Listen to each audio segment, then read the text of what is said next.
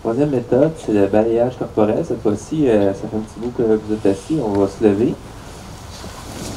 On va commencer à se dégourdir un peu.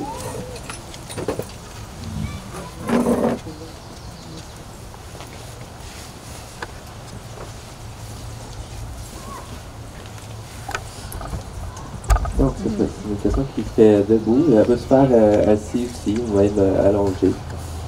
Donc, les pieds largeur du bassin, les genoux légèrement fléchis, les abdominaux légèrement engagés pour pas être en posture voûtée, donc une posture droite et digne. Imagine un fil qui part du sommet de notre tête, qui nous relie au ciel, donc on n'a aucun effort à faire pour être dans cette posture droite et digne. Encore une fois, vous décidez si vous fermez les yeux ou non. Selon ce qui est plus confortable pour vous.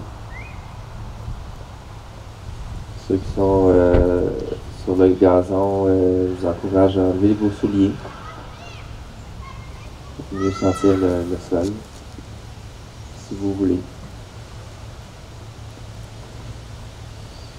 Donc, on va imaginer, on va visualiser l'œil de notre esprit comme si on pouvait le porter à l'extérieur de notre corps, un peu comme une caméra Wi-Fi qui communique avec notre cerveau et qui va se déplacer du haut du corps, qui va balayer tout le devant de notre corps, passer par en dessous et il va revenir vers l'arrière, jusqu'à revenir au point de départ où on va commencer au-dessus de notre tête. Donc, imaginez une caméra de surveillance qui est, dans le fond, l'œil de votre esprit.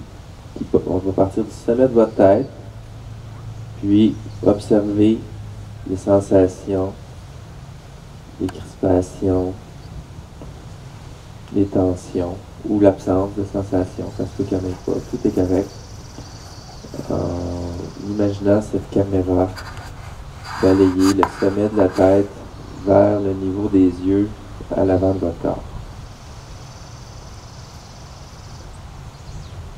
Voyez s'il y a des tensions, crispations en périphérie de votre corps, au niveau des tempes, entre les sourcils.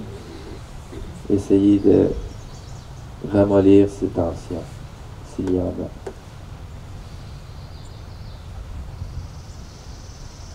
Puis, balayez les yeux vers le menton, toujours en observant les sensations en périphérie qui pourraient se trouver au niveau des mâchoires. Il y a des crispations. Respirez à travers cette sensation en l'invitant à se détendre.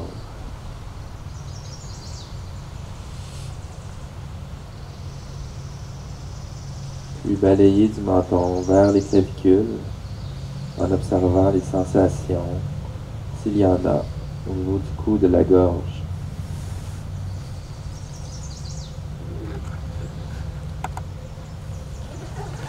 Remarquez toujours ces sensations sans aucun jugement ni critique.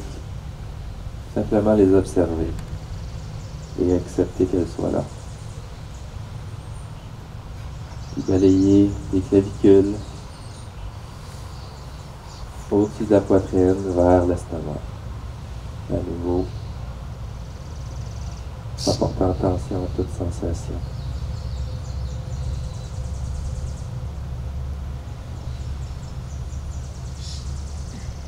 Puis de l'estomac au-dessus du ventre, par-dessus le nombril, vers le bassin. Sans jugement ni critique, observez simplement les sensations de cette région vient d'être balayée.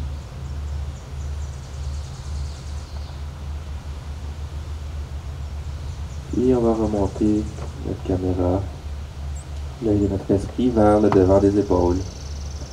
Les deux en même temps. Balayer vers les coudes,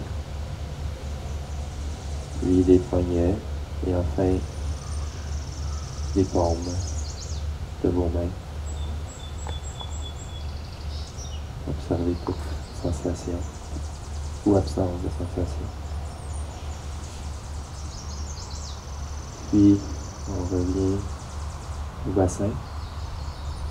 On va balayer le long de l'avant des cuisses vers les genoux. Puis des genoux aux chevilles.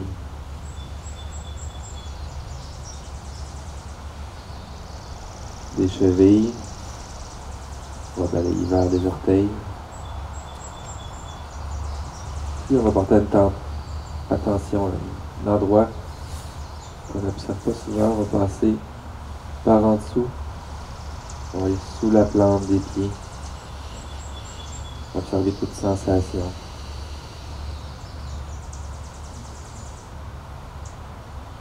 À tout moment, si vous devenez trop insupportable, inconfortable, ouvrez les yeux, fixez un point devant vous.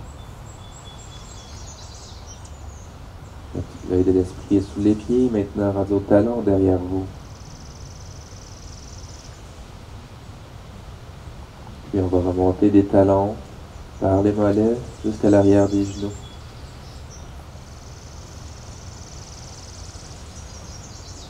Puis encore vers le haut, de l'arrière des genoux vers les fessiers et le bas du dos, sans jugement ni critique. Acceptez ce qui est là. Et respirez à travers toute tension ou crispation. Toujours en restant à la périphérie du corps, on va partir du bas du dos, puis remonter vers les omoplates, en passant par le milieu du dos. Puis à l'arrière des épaules, en passant par l'arrière des bras vers les coudes, puis vers les poignets, et enfin dans les doigts.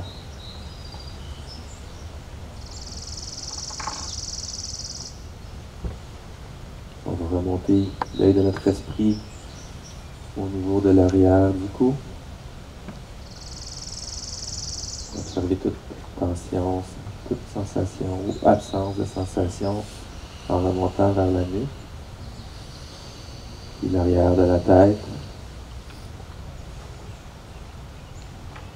Et enfin, on va retourner au point de départ qui était le sommet de notre tête.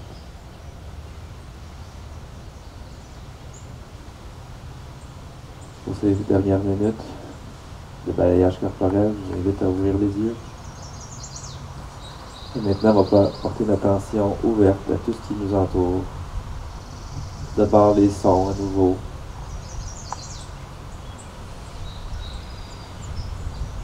Puis les couleurs, les ombrages.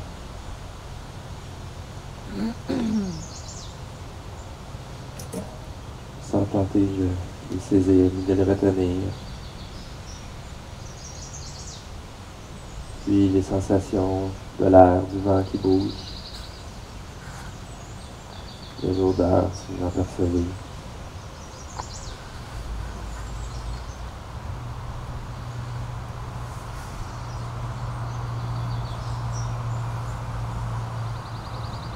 Je vous invite à bouger vos poignets, les tourner. Oui, sur la pointe des pieds, vous étirez.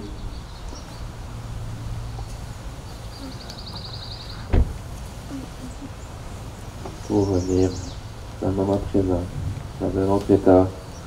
Je l'espère que vous l'étiez avant qu'on commence cette méditation-là. Avant de terminer, j'aimerais honorer Ulrich avec une pensée pour lui qui a su jouer son rôle dans la vie vraiment de façon mémorable. Puis, dans mon bureau, j'ai un jeu d'échecs sur mon bureau. Oui, j'aime les échecs, mais c'est pas pour ça qu'il est là. C'est pour rappeler mes patients quand ça va pas bien que la vie c'est un jeu.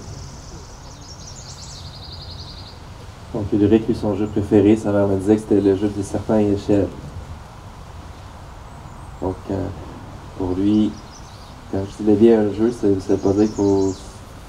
Oui, il faut pas se prendre au sérieux, mais c'est pas juste ça, c'est pour se rappeler que quelle pièce voulez-vous être dans votre vie, dans votre jeu, sur votre plateau de jeu. Donc, si je voyais Ulrich, s'il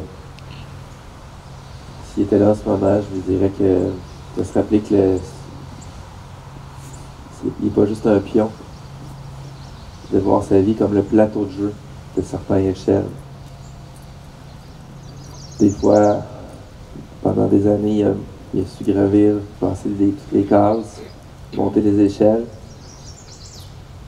Puis à un moment donné, malheureusement, il y a eu un gros serpent qui l'a ramené au début. Mais il a su continuer à jouer, malgré tout. Il a continué à brasser les dés. Parce que c'était ça c'est ça qu'il avait à faire. Donc il a fait ce qu'il avait à faire. Il a gravi d'autres échelles. Mais il savait, tout en sachant que le nombre de cases, il y a des cases qui disparaissaient, puis il y avait de moins en moins d'échelles sur son jeu. Et tant qu'il respirait, il a continué à jouer à certaines échelles. Dans la vie, là, tous ces présents, je suis certain qu'il y en a qui sont nés. Il n'y a personne qui leur a expliqué les règles du jeu. Il y en a qui sont nés ici, il n'y avait même pas toutes les pièces du jeu, il y a des pièces manquantes en partant. Vous jouez malgré tout sur votre plateau de jeu avec ces pièces manquantes, ces règles que vous avez dû figurer par vous-même ou avec des amis, des proches. Puis, on ne peut pas toujours gagner dans la vie, c'est sûr que vous allez en perdre d'autres pièces. C'est le fun, c'est pas le fun de perdre des pièces. Mais ça fait partie de la vie, puis tant que vous respirez, il faut continuer à jouer sur votre jeu. Parce qu'on va tous être un jour échec et mat. On sait juste pas quand. Ulrich, lui, s'est arrivé à 11 ans. Il a quand même continué à jouer tant qu'il pouvait. Maintenant, il est de l'autre côté de son plateau de jeu, donc il est en train de jouer à un autre jeu. Donc, nous, on a encore nos sensations pour jouer au jeu de la vie, les jeux qu'on connaît. Pour personne ne sait qu'est-ce qu'il y a de l'autre côté de son plateau de jeu. Donc, tant que vous êtes en vie, jouez. Donc, j'encourage à jouer aujourd'hui. Je vous souhaite une excellente journée.